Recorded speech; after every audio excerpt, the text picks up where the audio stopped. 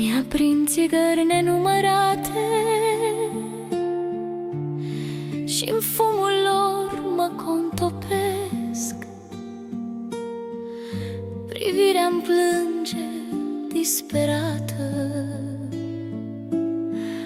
mă-ntreb tacută, unde-mi ești?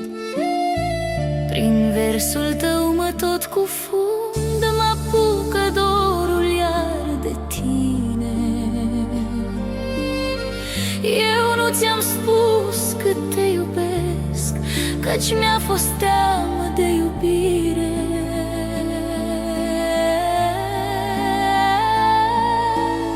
Trăiesc cu tine nopți târzii, deși nu mi-ești aproape. Aprind pe masă lumânări și o lacrimă din ochi îmi scapă. Mă rog și tot trimit cântării ce-mi leagă sufletul de tine. Ca unduirea de miresme să-mi lege sufletul de tine. Vom fi atât cât datul este, un freamăt dulce din cuvânt.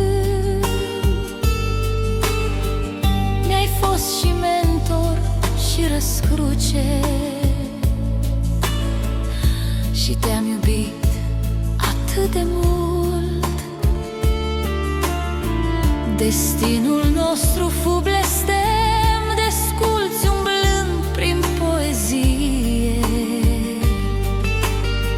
Am poposit de nicăieri pe foaia-ți albă de hârtie.